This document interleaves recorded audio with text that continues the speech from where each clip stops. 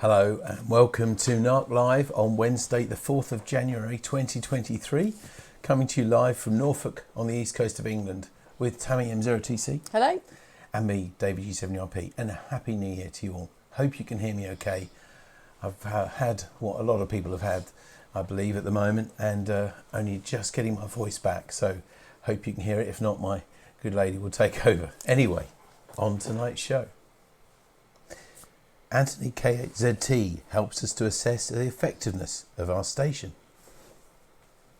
We find out what is in this envelope, and we find out what on earth this is. Now first, we come to this envelope, which, if you followed the newsletter the last couple of weeks, you'll know that we got this. When did we get this, Tammy? It was after last week's programme, so I think we got it on Thursday or Friday. It was the day after the postmark, because I said to you, Yes. their mail gets here pretty quick. Yes. So anyway, in case you don't know what we're talking about, I'll show it to this camera here, and you'll see, there we are. I'll just cover a little bit of the address up because we're going to be going this on YouTube at something. But anyway, there is this envelope, and of course, when it just arrives with the regular mail, we notice where it came from. And we thought, hello. It's getting really blurry now. Yeah, and that is on the back, by the way, as well. But we have not opened it. Looks like we've actually had attempted to, but we haven't. And because it is to the members of the Norfolk Amateur Radio Club, care of Tammy and myself and our address, we thought you would all like to witness this. So if we go on a wide shot, Tammy, I think. Now, it's a question of, we don't get something like this every day, do we? They're normally brown envelopes with final demand or something. So we thought, well, how can we open this and do it justice? Well, many years ago, I think my dad must have bought me this, which it doesn't get real use, to be honest. It's ornamental largely, but I think it is the sort of equipment that we need, and it kind of has that regal feel. So we have a sword. So, yeah, actually, we just practicing, just in case. All right. Or we have a pair of scissors. Now, since I'm not really used to using a letter opener, and we don't really want to mess this up, I think we use the scissors. I hope you agree with that. So this is the envelope, and we now open it up.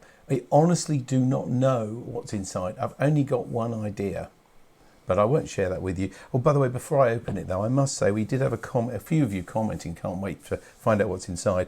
And Paul G3VPT says, hi, David and Tammy, don't get too excited, because it was only sent second class. Thanks, Paul. Perhaps the future king is wishing all our members a happy new year, maybe. I was thinking, though, if it was something a bit more, and then the Summer Wine Gang, they were invited to go somewhere. I mean, let's face it, if they get on their knees, I'm not sure they're going to be able to get up again. I mean, so anyway, without further ado, let's have a look and see what's inside.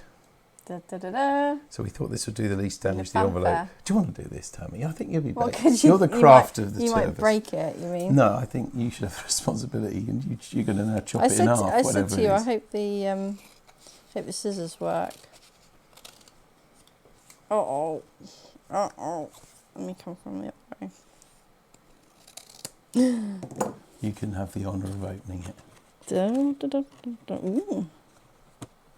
Ooh. Oh, wow. What is it? Come on. Just have a little looky. The members await. Right, okay, show it to the camera. I haven't got that camera. Okay, I'll show it to you there. There's a close-up of that. Okay. You have the honours. Honestly, I don't know what I'm is not it. on screen. Sorry to make too much of this. Okay. It was so very kind of you to send me such a wonderfully generous message following the death of my beloved mother. Your most thoughtful words are enormously comforting, and I cannot tell you how deeply they are appreciated at this time of immense sorrow. Charles R. Oh, no, I think we should show that. There we are. So this is for real. I'll try and hold it as still as I can. And that was the card. And I did say to you, this is the only thing I could have an idea of, because the only time, frankly, that I've corresponded with the Palace regarding the club was several of you last year suggested that we sent one of our cards, which of course we've been sending for the last few years now, to Charles and the royal family because of the loss of the Queen. and we sent a card. Must be, was it September time, Tammy, now? But I'm trying to remember when it was. I can't remember now how long But it was. you know, seriously, we didn't, obviously, you don't expect any kind of reply or response, so I just had no idea. But it is that was the only clue, or the only idea, because it's the only thing I've written to them about. But it's lovely to receive that, I'm sure you'll agree. And if you're coming to the CNS Radio Club next week, the Radio Club which meets at CNS next Wednesday, then I'll bring it with me as well, because it is to all members. So I think it's a lovely thing for them to even begin to find the time to actually send something like that, because they must have received thousands, tens of thousands, maybe hundreds of thousands of good wishes and cards and things.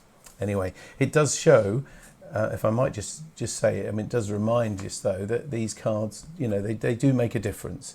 And although I shall mention it again, it is a reminder that if you would like us to send a Norfolk Amateur Radio Club card to anyone, we've designed a sympathy version of it, as well as a best wishes one for people to celebrate, to get better and that sort of thing. But we've also got a sympathy version, and if you feel that we should send one to anybody, we'll be pleased to do so. In fact, just this afternoon I was asked by a member to send one as a sympathy card to somebody. So it's there, and it means that it's from everybody, and I always include the name of the person who sends it, as well as Tammy and my name on the card as well. Mystery over, but a lovely thing to have done, isn't it? Yeah. Anyway, let's now go to the next item, and we're just going to have a look at now what we're doing at the club in January. We did show this last week on NARC Live, but let's have a look at it now, Tammy. This is what's happening. So next Wednesday, January the 11th, we're meeting at CNS School, and those extended times, so it's 7 till 9:30 now, and that's every Wednesday that we meet there. It's slightly longer, which is what most of you said that you'd like to meet a little bit longer. It's a bit rushed at 9 o'clock. So it's 9:30 and a hands-on informal workshop. But I do need ideas from you, please. We may not be able to do one every Wednesday that we meet there, but it would be nice to run a little, just the sort of thing we can't do here online. I know we have formal talks online, but we can't, get your hands on things. So already we've had them on multimeters, on oscilloscopes. I brought in a video camera and we looked at lenses one week, and James brought in Christmas lights. I can't remember any others, but that's the sort of thing. So if you want to talk about something radio or electronics, it's been suggested that we might be able to do the odd workshop on Raspberry Pis and micros, Arduinos, that sort of thing. But we do need both ideas of what you'd like, and also people to offer to just run one. You don't need slideshows, there won't be projectors and 50 or 60 people watching it. It will just be a dozen people or maybe less around a table, and just have a hands-on informal workshop. Anyway, that's what's happening next Wednesday the 11th. Then, as you can see, the week after we meet back here for NARC Live, and Wednesday the 25th of January, that's when we meet back at CNS again for another informal social evening or a workshop as well. And then I'd just like to tell you about something that's available for everybody to watch. It's by the RSGB, but free for anybody. It's another in the series of Tonight at 8 webinars, which Tammy and I host for the RSGB. And this coming Monday, which is January the 9th at 8 o'clock, Ben Lloyd, GW4 BML, is going to briefly explain the definition of portable operating and give reasons why portable operating has so many benefits. He'll go on to explain a little about his adventures, which includes SOTA, working DX and contesting, and all by operating in an informal, portable way. And he'll explain how he does it. As I said, it's 8 o'clock. You can on Monday, and it's free for anybody to watch. And you can find out details and the link to go to if you go to rsgb.org/webinars. Finally, before we move on to the competition, some news from you. And firstly, just missing our last NARC Live, Neil G4JUV sent us this picture. And he says this is around 1970. G3BGL, his physics teacher, built a receiver and decoder and got weather images from NOAA 1.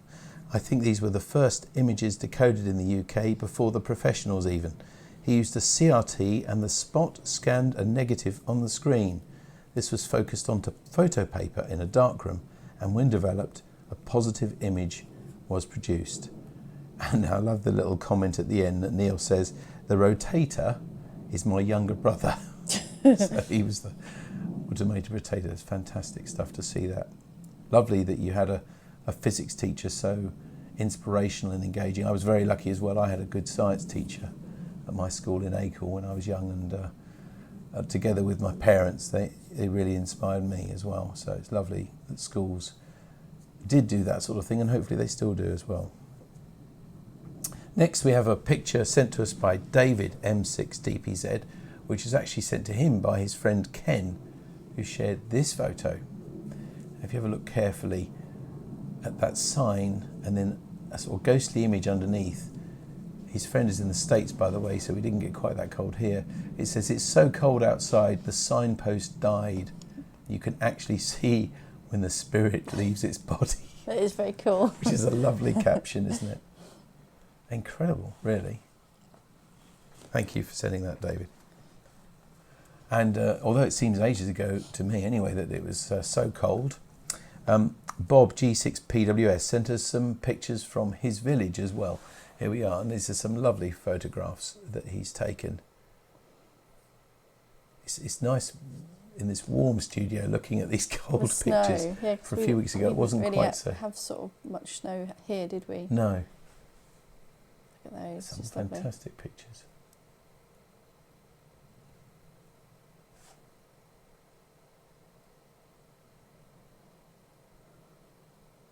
Does you feel nice and warm and toasty now? It is relatively, it is, isn't it? Now look at this here. I think they're sort of like umbrella things or whatever. They look weird, don't they? But now look at this next picture, this final picture here. Bob sent us those photographs and those words, and I had to go back to him and said, "What on earth is this?" And this is what it is. He says, "The icicle figure is from my sister," not his sister, it's from his sister, because she was snowed in over a 2-week period with no electric. Her village of Lochinver was okay, but they could not get back down the 25 miles over the glens, so they had to stay there in Drumbeg, I hope that's the right pronunciation, in Sutherland, northern Scotland, until they fixed power lines and cleared the road and gritted. So all was freezing, and what they didn't know was the overflow from the toilet was leaking. Can you believe that? When they went outside to check, this is what confronted them. And it had actually started to melt. That is weird, isn't it? I think I'd be really scared, especially it's just at night as well. As Bob says, that made a perfect looking body, didn't it? Well, it did. When I looked through the pictures and then that one. Anyway, that's wonderful. Spooky. Thank you very much for sharing that picture, those pictures, Bob, and everybody else, David as well, and Neil as well. And don't forget, you at home, you can send those sort of pictures to us, and it's lovely to share that sort of thing. Send them to this address, radio@dcpmicro.com. If you send them to us by 3 o'clock on the Wednesday of NARC Live, then we'll usually show them that evening or certainly the next show. Got through that bit with my voice. You did. You have to say, I'm very sorry because there's some low-flying planes going to buzz, and I can hear it can you in hear my that? ears, so I know it's come through the microphones. Yeah, you have turned my mic up So- actually a bit as well, haven't you? So that hopefully people They're can hear just, at home. Anyway, little people, Tammy, I'll Little hand over to people. you for a while. Have you ever wondered what happened to all the chocolate that you got at Christmas time? Yeah. Here you go. Mm, Little chocolate house. that's lovely. Don't you just want to eat that? I think so. You mean you think so? I'm trying to figure out, is that made of ice cream or icing, the Christmas tree? Yeah, the Christmas tree looks like a Mr. Whippy. Yeah. And the rest of it's chocolate. Yep. Well, except for Santa, probably he's not chocolate. You'd have to think about eating that, wouldn't you? That does look too good to eat. Do you think? I don't know, I think I'd have to eat a little bit of it. That's lovely. As always, miniature-calendar.com. A new picture every day, and Tammy picks one out for us as well. That really is a lovely picture. We won't have any more Christmas ones now, promise. Okay. Not so long. Not till next year. Not till next year. Oh no, this year. Oh, this year? Okay. This year. So, that competition. At first, when we showed this last week, we didn't get many entries, and then suddenly when we put it in the newsletter, we were given loads. So let's have a look at what this picture is. I forgot to put it on Facebook as well, so I didn't go on Facebook till the weekend. But That's right. we actually have one of these, and I meant to bring it, and I forgot, so I left it at home. I didn't know what it was, though. You did, didn't you? Yeah. Anyway, let's help me out with these answers. So firstly, I'll read out that Neil G4JUV says this looks like a Magipull ring pull can opener. Tony M0TDK, this week's mystery item is a tool for opening ring pull cans. It looks very like the culinary C10401 Magipull ring pull opener, which is for sale on not a lot of your... For not a lot. For not a lot, sorry, on your favourite web shop. I know what he could mean. Lee Thurston said, I think it's a ring pull can opener. Colin M0GMK, the mystery item is a ring pull can opener. Ken M0KJW and Shirley G0ZAA says, we think that the mystery object is of a tool to help people open ring pull cans. Bruce G4KZT, I'm pretty sure this week's object is a ring pull can opener. I've never had to resort to using one, but I have had to use pliers or a screwdriver when the pull tab came detached from the can. Yeah, we've all had to do that sometimes. And Paul G2E0NXL says, the what on earth item is a helping hand to pull ring pulls off cans and drinks and tinned food like baked beans that have the ring pull on them. Pop the flat end to lift the ring and then use as a lever to open it right up. Nev M0NFY, I think the current device is a lever to help open ring pull cans. So it was kind of unanimous. And Mike EGEY says also it looks like a Magipull ring pull opener to him. So Tammy, let's reveal what it is. Well, it is a can opener for the ring pull cans. Sent to us by Mark G0TMT. Yeah, I've got one, but I've never used it actually. Is that because we're not old and well, firm no, enough? It's not that, is it? But I mean, you do just pull your fingers sometimes when you try and open them, don't you? And it would open it a lot nicer than you would have with your fingers, I think. Yes. Because it'll pull it at an angle, whereas you just pull it and sometimes it bends halfway and stuff, doesn't it? I think there's an even more important question though to be asked about this. Is that spaghetti hoops? Exactly. Or normal spaghetti? Yep, or ravioli. Yep. What else could that be? No, that's not the competition, okay? So don't start sending answers what that is. Definitely spaghetti hoops, gotta be. Do you think? They're the best. That's your favourite, isn't it? All yeah, right. they taste or better. Alphabetti, do they still do that? Alphabetti spaghetti, yeah. I think they have a blue thing on the front. Not that I know. No. Anyway, I think we better move on because we have a guest waiting for us as well. But anyway, thanks very much for sending that to Mark, G0TMT. And of course, we've now got another answer for you, or another question for you, sorry, for next week. And what on earth is this? Now this is a tool. It's a tool, and it's a sort of tool that a lot of you might have if you do any repairs or you make anything. That's the only clue that we can give you. It is a sort of tool an amateur would own. But have a good look at what it looks like and what it might do if you're not absolutely sure. It might be one of those things you just know what that is for, or you might have to work it out. Anyway, have a look, and it will be on the newsletter and on Facebook, and you've got 2 weeks to tell us what you think that is for. Mark says that the tin was ravioli. Oh, it's okay. Mark has come back. It's ravioli. See, I was right. You said it was for... Thanks, Mark. Anyway, enough of an advertising for that certain brand. Let's just have a look and see what's happening on the club this coming week before we meet our guest tonight. So on Sunday, we're back to normal for the new year with GB2RS News at 7 o'clock on GB3MB. On Monday at 7:30, the Monday Night Net on GB3MB as well. And at 8:30, the 80 metre CW Net on 3.543 megahertz. And then next Wednesday, the 11th of January, as I mentioned earlier, we're meeting at CNS School. It's our first meeting of the year. Those longer hours, so it's 7 till 9:30 p.m. by popular request. So lots of people asked us to extend those hours. And we would love your ideas for workshops. Love you to offer to run one. And just an informal thing, just bring something, put it on the table and talk about it. And if you can tell us in advance, then I'll make sure it goes on the newsletter at the weekend so people could know what's going to be there. All right? And that's it. And then don't forget, of course, this card, which did get us, by royal appointment, a card back.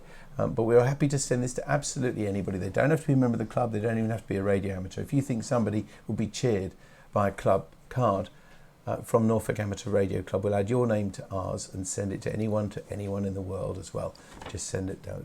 Details for that and anything else for NARC Live or the club, you can send them to radio@dcpmicro.com.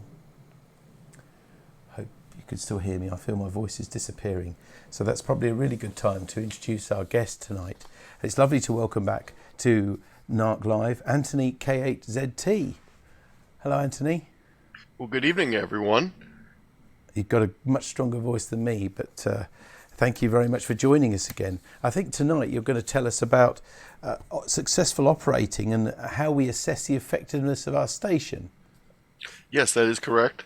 But before we do that, I wonder if I use one of those can openers, if I would avoid splashing the anchovy oil on my shirt when I open up anchovies. So I need to think about that for the future. Possibly. So have you not got something like that over there?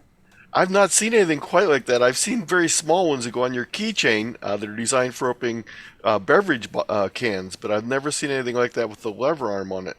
No. Okay. Well, I mean, it's funny. It's one of those things, as Tammy said. As soon as she saw the picture, she knew what it was. Apparently, we have one at home in the drawer somewhere. I've not seen one before. I didn't know what it was, and I think, judging by the number of people who entered, quite a few people know about them. So hopefully they'll be available over there. I think we covered the brand name of the one that we showed was a Magipool. So if you look that up over there, you're over in Ohio, aren't you? Yes, I am. In the States. So I'm sure that something like that will be available over where you are. But I'm glad it was of interest to you as well, Anthony. Anyway, I'll hand it back to you for your talk. As always, you're doing this live. And so anybody who would like to ask questions or make any comments or anything for Anthony, just ask them on BATC or Facebook and we'll read them to him right at the end. But back to you, Anthony. Thanks very much for doing this talk.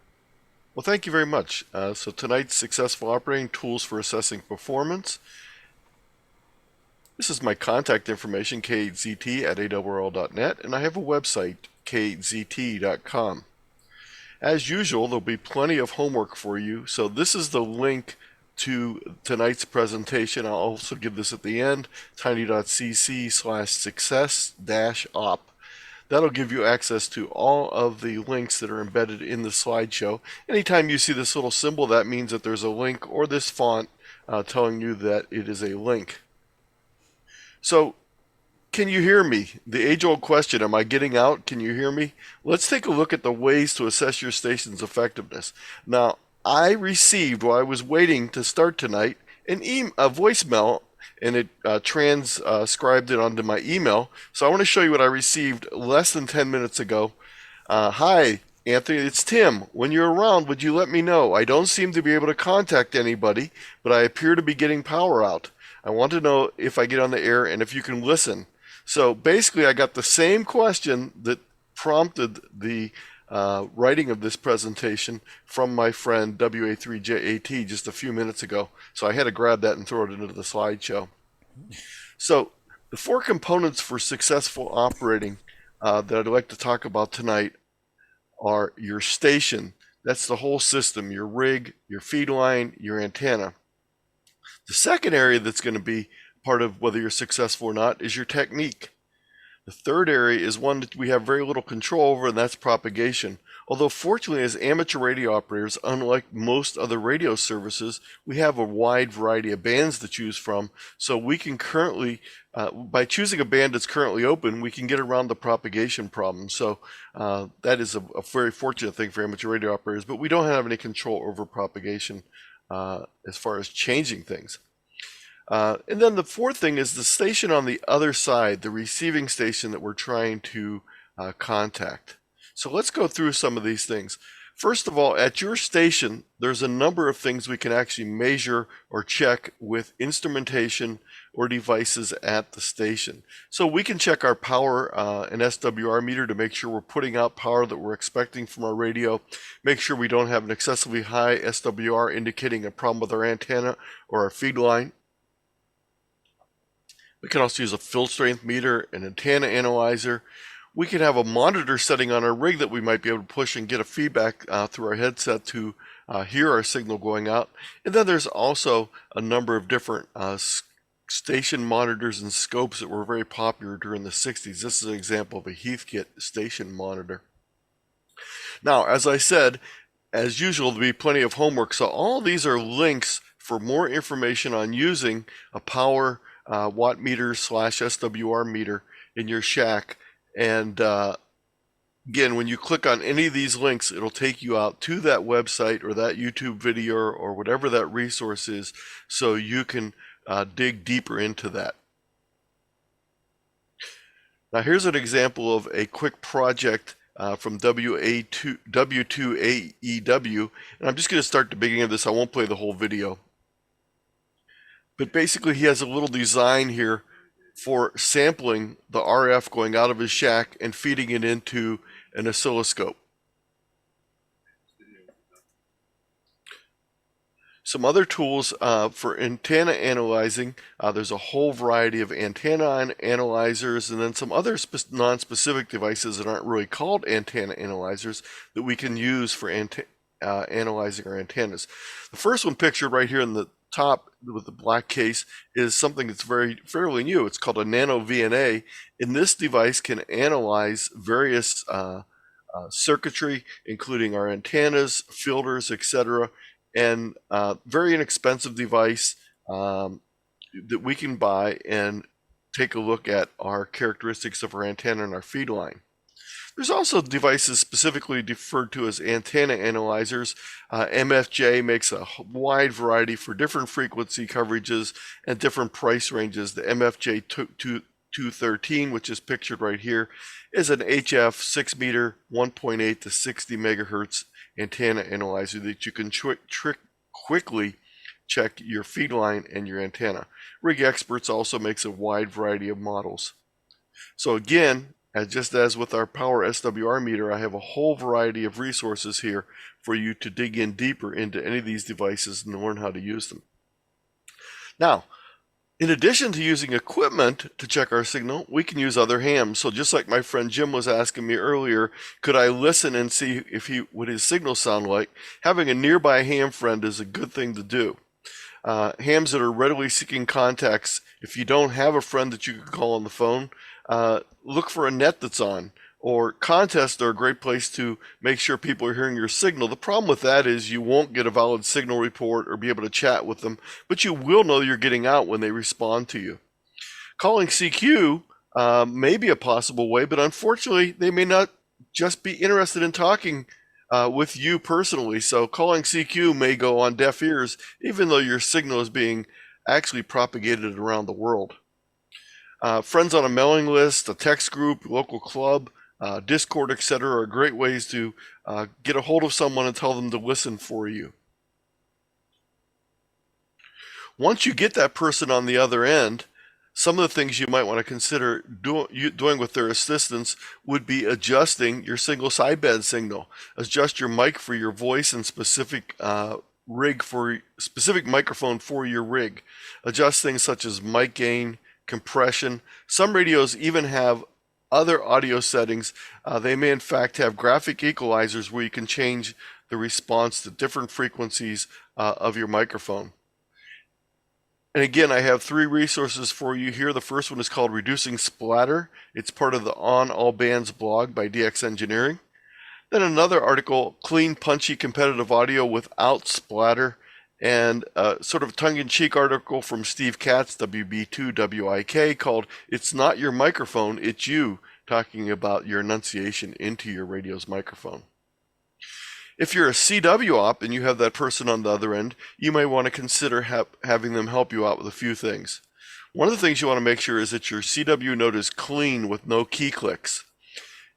And one of the things you can do to help prevent key clicks is if your rig has a rise time setting for CW, make sure it is set no faster than 6 milliseconds. Setting it below 60 milliseconds is just asking for key clicks. So if your radio has something like this, you might think, well, faster is better, but no, in this case, make sure it's at least 60 milliseconds or longer. Other things that you can do while you have that person on the other side is check to make sure you're not dropping elements of the CW you're sending. I hear quite often stations on there that think they're sending perfect CW, but either the beginning or end element of their CW is being dropped. This is often caused by excessive switchover time from receive to transmit. This commonly happens with people are using an amplifier and that amplifier doesn't switch over quick enough. So they're either dropping the first or the last portion of their CW characters, and that can make it difficult to copy. The other thing that can happen sometimes is they may have a faulty keyer that's not keying the way they think it is. So having someone on the other end listen and make sure that they're really hearing what you think you're sending is a great way. Now, wouldn't it be great if you didn't have to bother someone else to help you out? So this next section is what I refer to as on the air and online self-service. These are things that you can use without the aid of another ham to check your signal. Now, the first one is beacons. Now, the thing about beacons is they're really only useful for evaluating your receive capability and your antenna, of course, but they won't let you hear yourself or transmit and get a response. Now, the reverse beacon network, on the other hand, will allow you to transmit a CW or RTTY signal, and it will respond to that. And I'll talk about that a little bit more. With FT8 and FT4, many of you may be familiar with PSK Reporter. This gives you a great report of stations that are decoding your signal around the world. WhisperNet is designed specifically for checking out propagation and your signal. You can also utilize spotting networks, DX clusters, etc. And then the last one we'll talk about will be online tunable SDRs. So let's jump into each one individually. Beacons are useful for checking receive only. Probably the most well-known beacon system is the NCDXF IARU International Beacon Project. This is a set of beacons that transmit on 14.1, 18.11, 21.15, 24.93, and 28.2 megahertz. So the 20 meter, 17, 15, 12 meter, and 10 meter bands can all be checked using this beacon system. Now, it's being replaced by other methods by a lot of users, but this fundamentally strong system is always available, and it's a great way to assess propagation to remote areas of the world because the transmitting beacons are set up around the world. So this is the way it looks. This is a map of where the particular beacons are at. When you go to the website, which we'll do in a few moments, you can actually see a display of which stations are transmitting on which band at which time. So let's go out and click on that 1 second here. So you'll see this is the map we just showed, and down here you see which beacon is currently on each of the frequencies. Now they rotate, so from 14 megahertz with the ZL, as soon as that's done, it moves on and starts transmitting on 17 megahertz. In 10 seconds, it will move to 15, 12, etc. Now this is sending in CW, so you can tune your radio to any of these frequencies and listen for those signals. Now you might say, Anthony, I'm not a CW person. How am I possibly going to know? Well, the nice thing is if you bring up the web page, all you need to do is be able to hear the CW, and you'll know what station it is by looking at this little chart. So if I would tune to 14.1 right now, even if I can't decode the CW, as long as I can hear it, I know it's the Hong Kong station. Now that brings up a very important point. Please, please make sure you know about these frequencies and never transmit on these frequencies because you'll cover up the beacons with your transmit signal. They're sort of in a little bit of out of way places as far as CW goes, but they're very close to where a lot of people are doing FT8 and FT4. So if you're setting up a non-standard frequency to work FT8 or FT4 or a RTTY transmission, stay off of these particular frequencies. So again, this will show you which stations are transmitting, and all you need to do is be able to hear that there's CW there, and you'll know the band is open to that location at that time. But it doesn't tell us anything about our particular signal, but it does let us know we're able to receive it. Now the reverse beacon network, on the other hand, will actually listen for our transmissions and let us know that we're being received. It'll also give us a strength indication in dBs of how strong the signal is. I have a link here that's very interesting, a short history of the reverse beacon network you can read on your own. But let's jump out to the reverse beacon network right now. Actually, let me just take a couple more slides and we'll jump out to it. I have some slides here talking a little bit more about it. The reverse beacon network is a number of stations spread around the world. Each of these stations has one or more SDR receivers and antennas. And basically they're sampling each of these different bands, and they're feeding that information into either CW skimmer or, with the case of RTTY, a RTTY skimmer. This is a multi-stream CW decoding software that can decode a large swath of bandwidth and tell you all the stations that are there. These stations then connect via internet to an aggregator software located at the Reverse Beacon Network site, and all the spots from the various skimmer stations around the world are fed into that. So here's an example of the way it used to look. Of course, since I put this slide together, they've changed it, but I'll show you the new version here in a moment. Basically, we're going to look at DX spots, and we want to listen for our signal or for the signal of the station we're interested in. Now, they've changed it slightly, so now instead of going in here and then choosing whether we want DX or DE, when we go into the new system, we just choose which one we want. We type our call sign in there. Now, these are some examples of some charts I put together a little bit earlier, just showing what the DX option looks like. With the DX option, it'll show you all the stations that are hearing you. So all these stations right here heard the DX signal, my signal, K8ZT, and they reported back how strong it was. With the DE option, that'll show you all the stations that are out there on the Reverse Beacon Network listening and who they're hearing. So in this case, I put in the information here that I wanted to see K3LR Art Reverse Beacon receiving station. It's about 50 miles away from me. And these were all the stations that Tim's K3LR station was hearing, and the signal reports and the frequency and the speed of the transmission.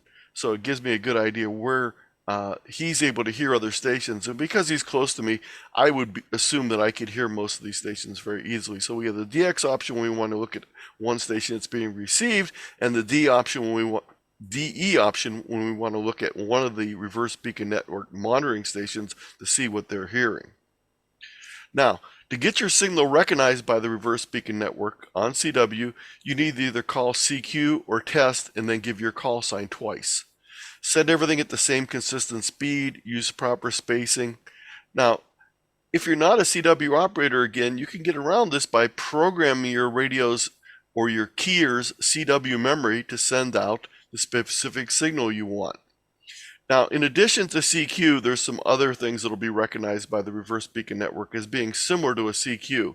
So test, QRZ, FD, which is for field day in the United States, SS for sweepstakes, NA for different contests. And for DX stations that don't tend to call CQ a lot, they'll give their call sign and then say up because they want you to work up. So these are all things that would be recognized by the Reverse Beacon Network. So I transmitted using test and I got these results.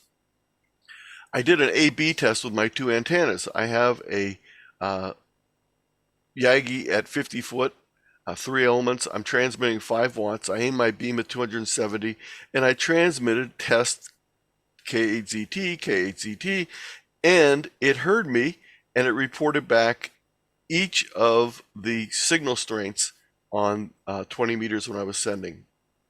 I then did the same thing with my 43-foot vertical, and again, transmitted the same thing, and you'll see that different stations heard me, and some of the same stations heard me, but with different signal strengths. So I put together a little chart here. You can see that WA7 was only heard on the beam. He didn't hear me with the vertical, whereas ZF1 heard me on the beam a little bit louder than on the vertical. TI7 heard me much louder on the vertical than he did on the beam, probably because the beam was at a 45-degree angle to his location. So you can see that I can compare my antennas and my beams headings as to see how strong each of these stations heard me.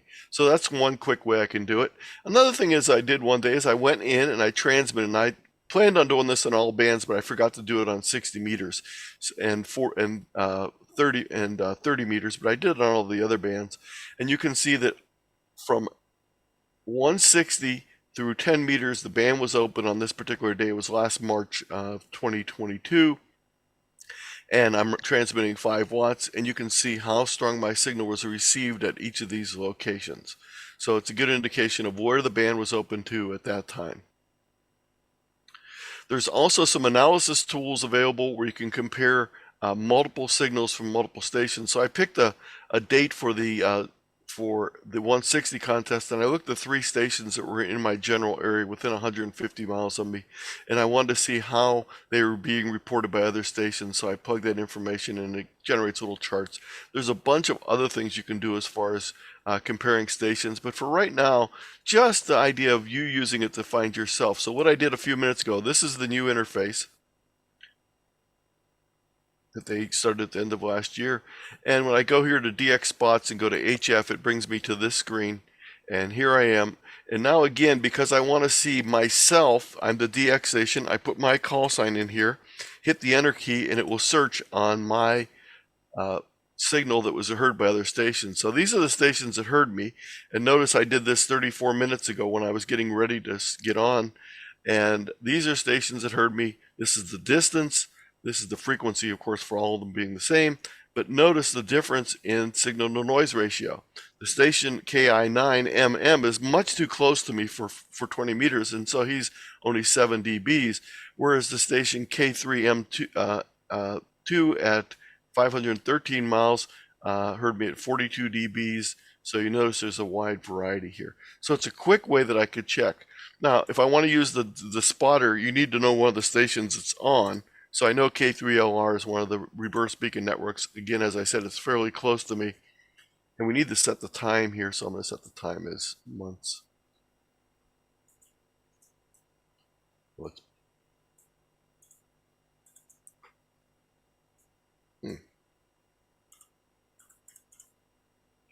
Not sure why Tim's not showing up there. Maybe he has it off the air right now.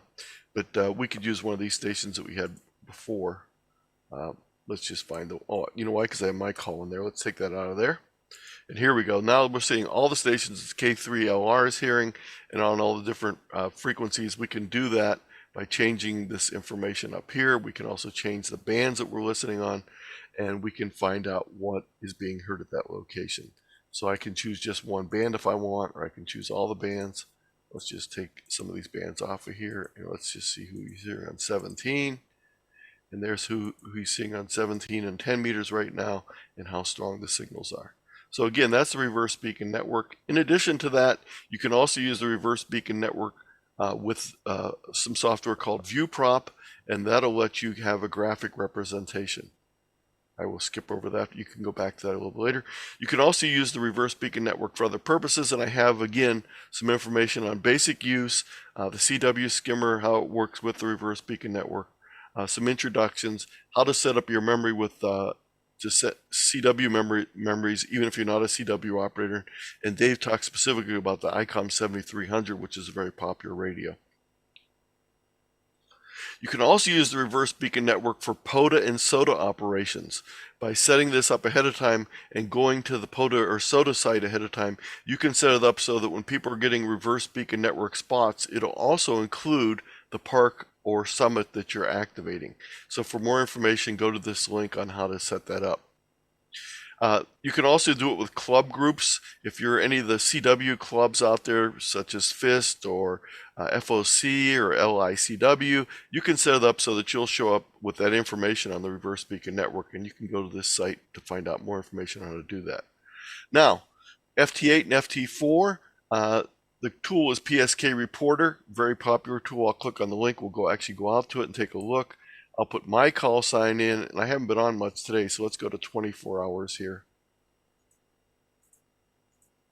And we'll see the stations that were decoding me around the world and how long ago it was. Now, these aren't necessarily stations I worked, but these are stations that are hearing my signal and giving a report of how strong it is. So all these stations are feeding this information back into the central aggregator at PSK Reporter, and you can see I was mostly on 10 meters this morning, and it was quite a while ago. Some of them were not too long ago. But that gives you a lot of good information. Now, one of the things about that is you might say, I don't use FT8, FT4. Well, as long as you know someone in your general area that does, you can put in their call sign and see who they're hearing, even if you're not an FT8, FT4 user. So I'll put in my buddy Jim here again, and we'll see who he's hearing. Who was hearing him, I should say, around the world in the last 24 hours.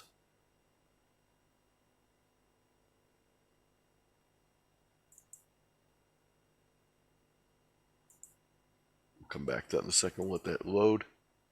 I have a link here that tells you how to do this and how to use this as a propagation tool. And I wrote this for my local club newsletter, but it tells you how to use PSK Reporter. If you're an FT8 user or not, you can use it and figure out what propagation is like. This is still loading, of course. We may need to come back to that. Another method, and this is designed specifically for propagation work, is called WSPR. It stands for Weak Signal Propagation Reporter Network. And I have information available here on WSPR. Here's an example showing a map with WSPR. And the program can decode signals as low as minus 28 dBs.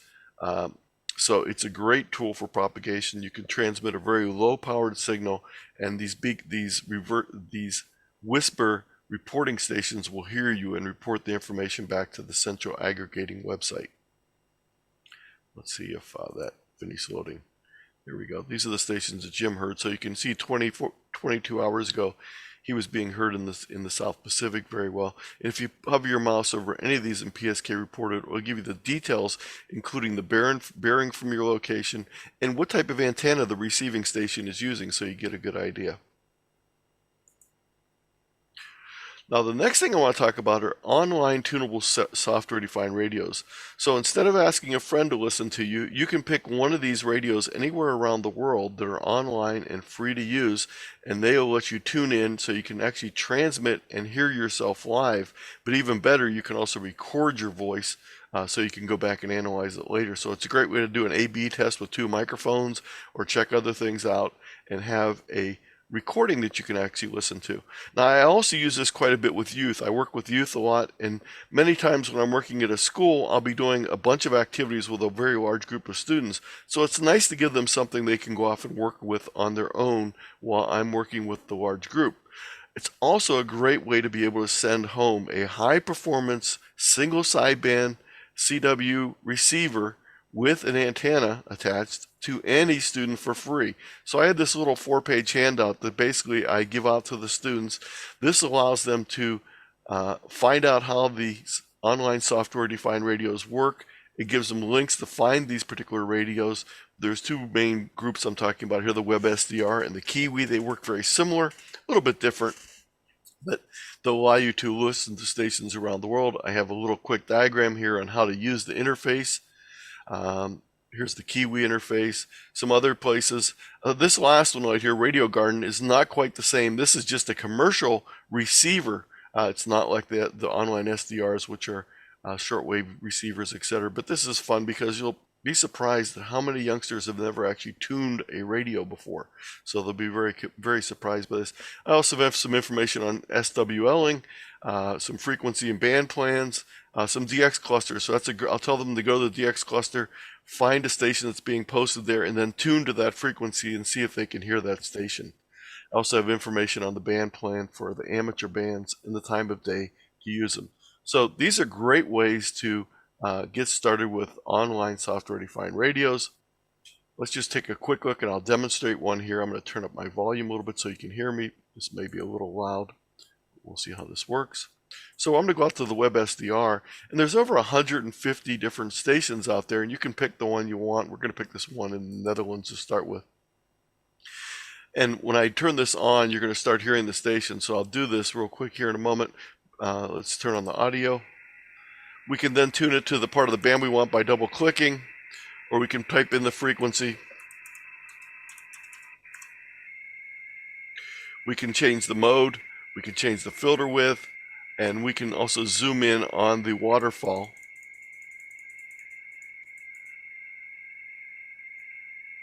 Let's put in the right frequency that I really wanted there. Now I'm on the 20-meter band, or I can go to the 40-meter band. And we can slide this little slider around and actually hear different stations. Now, of course, those are the FT8 stations on 40 meters.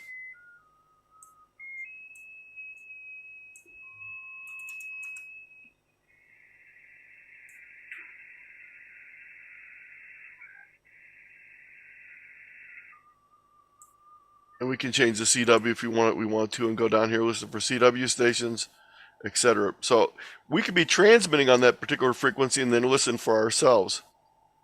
Now, as I said, there's a large number of these stations around the world. Some of them have multiple receivers, some have multiple antennas, some have different frequency ranges. So you can use any of these and then transmit and listen to them. Now, this is my grandson here, and he's actually doing this on his phone. So Holden's using his phone here, so it's a great way, as I said earlier, to give someone an ability to use a radio. In addition to this short 4-page document, I have a full presentation on using online software-defined radios to both monitor your own signal, to use them as a DXing tool, so you can listen while you're transmitting to a station that might be closer to the DX station and see who they're responding to and actually hear them. This is quite often a problem on the higher bands where you can't actually hear the stations that are close to you that are working the DX station, so you can pick another station around the world. So these online software-defined radios can be used for testing multiple antennas, mapping antenna patterns by using different radios around the world, finding the MUF, multiple usable frequency, to specific locations, comparing radios, microphones, radio settings, etc. These can all be done with these online tunable software-defined radios. In addition, we can use these to decode using a decoder like FT8, FT4 by using a virtual audio cable and feeding the audio into something like WSJTX, or even a CW decoder like CW Skimmer. Some other places you might find these software-defined radios, the VE3 SUN DX monitor, which I use here in the shack, is a DX cluster monitor, but one of the things they've added is the ability when you right-click on a station to actually listen to that station on one of these online software-defined radios from a point around the world. The Kiwi radios are very similar to the online SDRs, but they have a little bit different interface out there. So now we've talked about a wide variety of ways to assess your signal by using other people, beacons, reverse beacon network, different test equipment in the shack. What happens if everything checks out and you're still not getting contacts? If that happens, you need to start thinking about some other things, including your operating technique. Maybe you're doing something wrong. Or maybe you have an equipment issue that's testing out okay, but might be something as simple as you have your RIT turned on, so every time you're calling someone, you're listening on a different frequency than you're calling on. So you might just be an operator issue again, or an equipment issue. There might be software issues. If you're using FT8 and FT4, the most common software issue is not having your time synchronized properly. So these are things that you can look and check out once you've checked out all these other things and know that there's not a problem. It could be band conditions. There could be other things involved. So I put together a presentation on operating techniques called How to Make That QSO, Getting in the Rhythm, Knowing the Rhyme, and Dancing the Dance. And this talks a lot about some of the things as operating techniques that are very important for getting on the air, such as breaking into a power-up, very similar to merging onto a highway, knowing the rhyme, knowing the exchange, etc. So these are all things in this slideshow presentation called How to Make That QSO, Get in the Rhythm, Know the Rhyme, and Dance the Dance to help you with your operating technique. Some of the things that are very important for operating is planning when you're going to make successful contacts. So choosing bands based on targeted locations and propagation conditions can be very helpful. So I have a whole bunch of resources here on propagation. So if you're not having success making contacts, check and make sure the bands you're trying to make the contacts on are actually open and have a good chance of making a connection to wherever you want to. I remember as a novice operator, I spent a lot of time listening to my radio on 80 meters during the daytime and 10 meters at night. I had it backward. I didn't realize when specific bands would be open. So I'd listen all night on 10 meters and never hear anyone. So again, a lot of information on propagation tools, propagation education, propagation prediction, etc., are available on my website. Another thing you might want to consider when you're going out, especially in operating portable, notifying other people that you're going to be on the air through posting on DX clusters, social media, spotting networks, etc., can be a great way to increase your chances. And there's even a number of applications that you can use with these DX clusters with your phone. If you're doing POTA and SOTA, definitely using their websites. The POTA site, for example, which is shown here, lets you post that you're going to be activating a certain park, and that increases the chances of people finding you. If you're into VHF, UHF, a site called DX Maps is a great way to find out where propagation is at, because quite often it can be very localized due to E-skip or tropospheric ducting or other phenomena. If you're into satellites, Grid Master Heat Map is a great way of finding out where activity is at. And I have a whole presentation if you're interested in operating portable and field. And I'm going to skip over this portion. You can read all about that by going to the site on that. If you're new to amateur radio or HF in general, I have a whole series here on beginning HF operations, and that is also being done with the UK version, with the HF version for the Denby Dell group, and we're going to be doing the third of that series coming up in 2 weeks, and you can go to their website to see the first two of the series. If you're just getting into contesting, I have an introduction to amateur radio contesting and a video recording. And I want to mention that contesting is a great way to check out your station. Even if you're not interested in the competitive aspect, there's a lot of stations on there from a lot of different locations, so it's a great chance to make contacts. And there's also a class that I did for the ARRL. You do require to have ARRL membership, but there is a free trial available. Take that class. So that comes to the end, and again I'm going to give the link here, tiny.cc/success-op, or you can shoot the QR code that's on the screen right now, and that'll give you access to this slideshow and all of the links that are embedded in it. So I'll go ahead and take questions here in just a moment, but I just want to show you that the other two slides on this slideshow again have my contact information and a list of all the presentations I've been doing over the last 3 years. I've now done over 300 presentations worldwide. And if you're a member of a local group and would like a presentation, please feel free to email me, and I'd be happy to set up something for you. So again, tiny.cc/success-op will get you access to this, or you can shoot the QR code. So back to you, David. Thank you very much, Anthony. I was going to mention this at the end because, excuse me, there are a lot of links that you give in your presentation, and they're a lot easier, aren't they, to actually click on them from the presentation rather than type them in. So, as you say, if anybody if you'd like to have a look at the presentation again, then you can download that link that Anthony shared on his screen there. So, if you've got any questions or comments about this, maybe you've got your own experience of using the reverse beacon network or some of these SDRs to find out how well you're getting out, then we'd love to hear them. Please enter them now on BATC or Facebook, and we'll read them back to Anthony. Anthony, I was going to just ask you, the advent of modern radios, these SDRs, which aren't exactly new anymore, they're almost commonplace, in fact, for most new radios. Has that opened this up even more and made it a lot easier to be able to find out how well you're doing?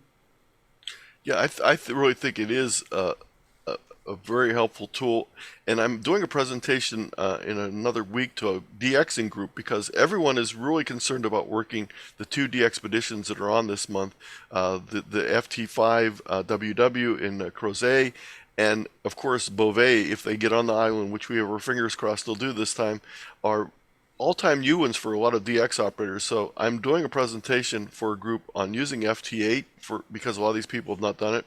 But I'm also going to talk about using these online software-defined radios as a secondary receiver to be able to hear some of the stations that the DX station is hearing that you can't hear locally. So they really expand your ability to receive worldwide.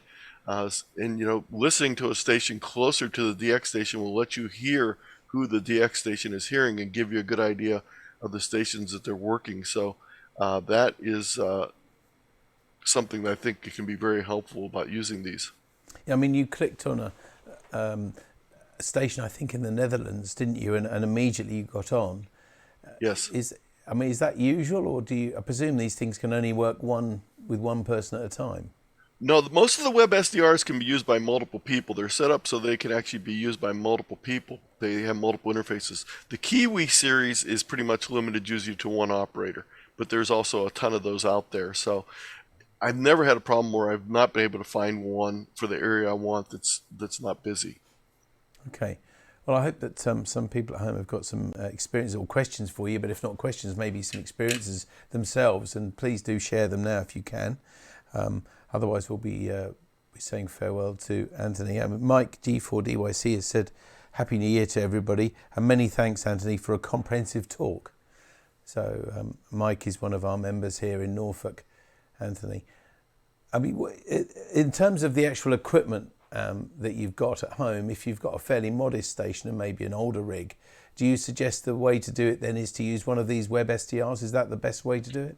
That's a great way to do it real quickly, because you can hear your own signal coming back, and it gives you a really good chance to touch everything up, to adjust your controls. That's a really good way. And as far as the equipment goes, having an antenna analyzer is great when you're doing antenna work, but you don't need it every day. So the great thing to know is to have someone that you know that has an antenna analyzer and knows how to use it, which is also helpful. So if you use those test tools infrequently, sometimes it's not really worth having one. And if you're not really accustomed how to use it, it's helpful to have that mentor out there that has that tool and that ability to use it. Yeah, absolutely. I mean, what do you think? Do you think it can get much better than this with technology as it's improving so much? And now people are starting to use digital communications a lot more, and obviously the digital modes, obviously, but over here at least, and probably the same in the States, DMRs are becoming quite popular.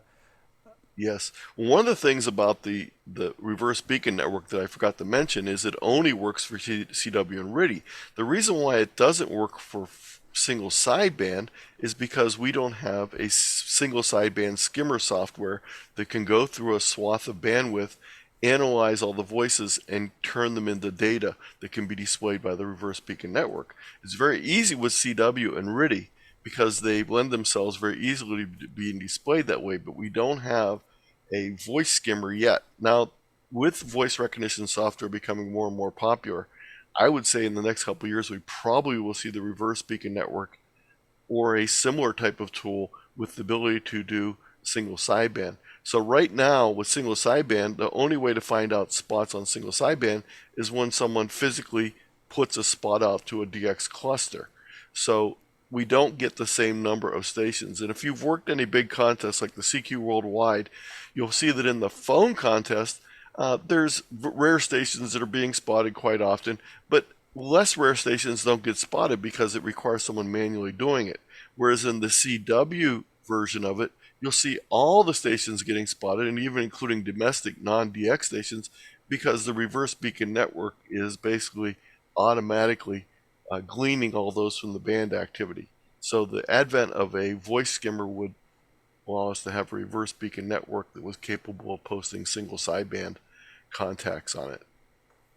Yeah, okay. Well, we look forward to that development. As you say, a lot of people who mainly do SSB, that'll be a really useful tool for them. I don't think we've got any questions for you as such. I think if I can ask Tammy just to put again on the picture of your slide on the screen, so that if anybody wants to go to some of the direct links that you've used in your talk, if we can have a look at them now. Sorry, Tammy, to put you on the spot. Then this is the link to go to. Here we go now. Sorry, Tammy. Yep. There we go. It's tiny.cc/success-op. And that will bring all of the resources and things that you've used tonight. And if you have your phone handy, you can just shoot the QR code that's on the screen right now, and it'll take you to that same location. Okay, great. All right, thank you. Thanks very much, Tammy. And thank you very much as well, Anthony. Paul M1FQ has said, I used to use web SDR all the time. So he's someone else who's found it very useful tonight. But I think we've just got one more comment maybe on here. No, we haven't got. We just got Ian saying hello. So good evening to Ian G4JQT. So that is it for questions and comments. But thank you very much indeed again, Anthony, for your presentation. I wanted to mention one more thing real quick, David. If you're working with youth at all, the idea of showing them a visual representation of what's going on can be really enlightening. So I find it quite often when I'm doing something with FT8, FT4, it gets their attention much more than when I'm doing something with phone, because I can show them that PSK reporter and show them, hey, here's where our station is being heard. Even if we're not working that particular station, someone is hearing us there. So these tools of, analyzing your station with the reverse beacon network, with PSK reporter, can be a real benefit when you're working with youngsters, getting them involved in amateur radio. Yeah, a very good point. In fact, for anybody probably getting into the hobby for the first time as well, maybe a modest station, modest aerial, it allows them to see where they're getting, doesn't it? Anthony, thank you very much indeed for tonight's presentation. It was really good to see you again. I hope to see you again in the future as well. Once again, Anthony, K8ZT, thanks a lot. Thank you very much. 73. 7-3, take care. There we are, that's Anthony's presentation. Before we just wrap up, I've got a comment that was asked here, but not to do with the presentation directly. And it came from Jay. I'm just looking for the call sign here. Jay M6JPK, who asks if there's anyone who can help them program a digital handheld for Norwich and surrounding, please. This is probably not the best place to ask in a way, Jan, but well, I've certainly asked it now. And if you can help at all, I guess you mean maybe a DMR digital type radio, then if you drop me an email, Jan, then I'll put it on the club newsletter this weekend, and that's probably a better way for people to get in touch. If you just drop me an email, then I'll put that on there. This is the address, radio@dcpmicro.com. But that's almost it for NARC Live. Just to tell you again what's happening at the club this week. On Sunday, we've got the GBTRS News at 7 o'clock. And on Monday at 7:30, the Monday Night Net, also on GB3MB. And then at 8:30, the 80-metre CW Net on 3.543 megahertz. And then next Wednesday, 11th of January, look forward to seeing as many of you as we can at the school, but when we're meeting between 7 and 9:30. And don't forget to let us have some ideas for some workshops, just informal things that we can do there as well as socialise. Whether you can offer something like that or whether you'd like to have a workshop on something, we'll find someone to do it for you. And also, of course, just keep us in touch with your news, and anybody you'd like to send a card to, you can see it gets to the highest places in the land, pretty much. It's lovely to see that, actually. We've probably printed 50 or 60 cards now, I'd say, in the last 2 years, haven't we? And sent them. More than that, probably, maybe 70 or 80, I don't know. It's been a strange few years, isn't it? But I think it's a good thing to do. So don't forget to let us have your news, views, pictures, and anybody you'd like to send that card to. And we'll look forward to seeing you in 2 weeks' time on NARC Live. But for now, from Tammy M0TC. Bye-bye. And from me, David G70RP. Lovely to see you. Take care. Bye-bye.